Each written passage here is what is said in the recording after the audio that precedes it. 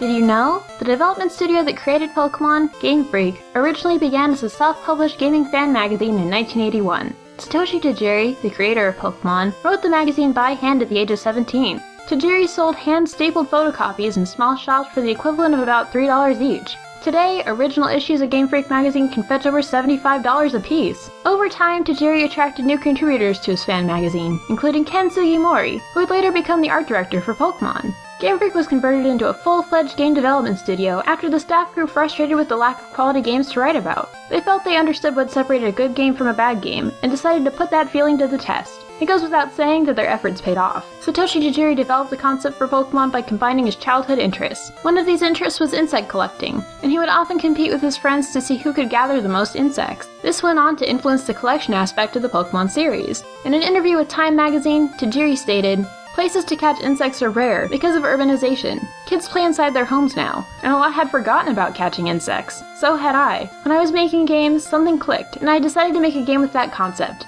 Everything I did as a kid is kind of rolled into one. That's what Pokemon is. Playing video games, watching TV, Ultraman with his capsule monsters, they all became ingredients for the game." Ultraman is a major pop icon in Japan from the 1960s. In the television show Ultra 7, when the hero was unable to fight, he would summon monsters from special capsules to fight for him. This idea went on to be the impetus behind Pokemon and the Pokeball item. Pokemon also found inspiration in the Dragon Quest series of games. Dragon Quest V was the first game to popularize catching monsters and using them for battle. Even though this mechanic is similar to the fundamentals of Pokemon, this particular concept isn't the catalyst we're referring to. Before Pokemon even had a name, Tajiri would play Dragon Quest II. One of the equipable hats in the game had a particularly rare chance of appearing after defeating an enemy, and it was very hard to obtain. Tajiri was never lucky enough to find the hat, but his friend and colleague Ken Sugimori was fortunate enough to have two of them. Tajiri's desire to own the hat made him consider the possibilities of trading goods between friends on the Game Boy's link cable, and ultimately leading to the idea of trading unique and rare Pokemon. It even impacted the designs of Pokemon, spearheading the design philosophy of, what kind of Pokemon would I want to trade?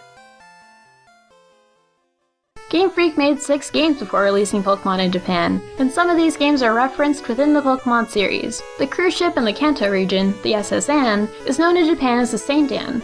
This is the same name as the computer Pulseman was birthed from in the 1994 Sega Genesis game of the same name. Pikachu's signature attack from the 3rd generation, Volt Tackle, is known as Voltesser in Japan. This is thought to be another reference to Pulseman, given it has the same name as one of Pulseman's attacks. It's also possible that both Pulseman and Pikachu's attack are in reference to the 1975 anime Tekka Man, whose most powerful attack is an electric beam called Voltekka. Ruby and Sapphire have another reference to a past Game Freak game, this time hidden within the data of the game. There's a fully animated overworld sprite of an enemy from Mendel's Palace, which was possibly used to test the Game Boy Advance Pokemon engine. Homages to past games by the developers can also be found in the music of Pokemon. Diamond and Pearl's rival battle theme for Berry contains an interlude with the exact same notes as a segment from the Neo Tokyo theme from Pulseman.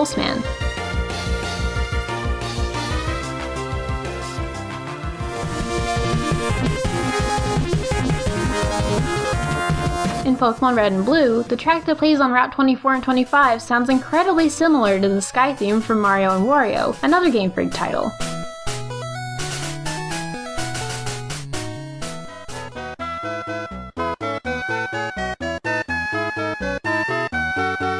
Again in Red and Blue, the background music for the Indigo Plateau sounds very similar to the music from Mount Itoi, from the NES predecessor to Earthbound, Mother.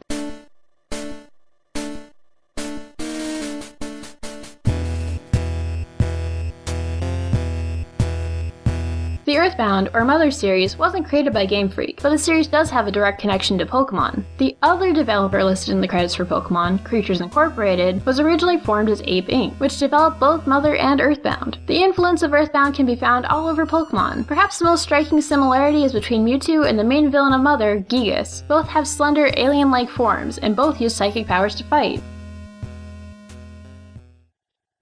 Here's an interesting theory. Early in the game, it's possible to capture Caterpie and Weedle, two Pokemon with evolutionary lines that are very similar. However, in one of these lines, there's much more physical variation between the 2nd and 3rd stages, Metapod to Butterfree, than there is with the transition from Kakuna to Beedrill. This has led some to believe that the design for the final stage of the Caterpie line was swapped with another design, Venomoth. In the real world, moth larvae are also called caterpillars, and in Pokemon, Venomoth shares a few design traits with Caterpie. They both have horn-like structures on their head and have similar eyes.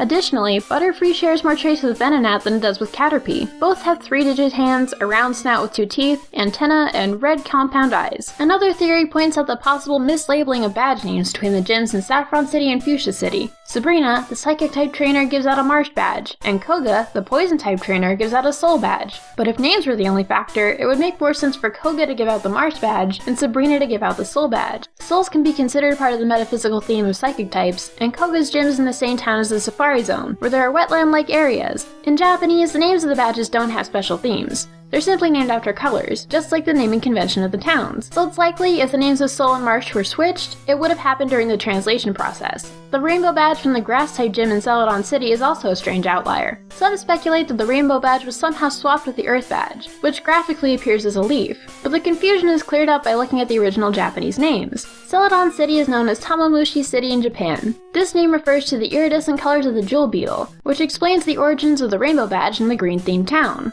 The English language name for the town, Celadon, lacks the same connotation, but the word Celadon does have 2 meanings. It's the name for a shade of green, and it also refers to a type of glaze in ceramics. This may have been chosen during localization as a rough approximation of the iridescent quality embedded in the language for the Japanese name. Viridian City is known as Tokiwa City in Japanese, which, like Viridian, is a shade of green. It's most likely named after green because of the nearby forest, and the Earth badge's leaf shape may also be in reference to the Viridian forest.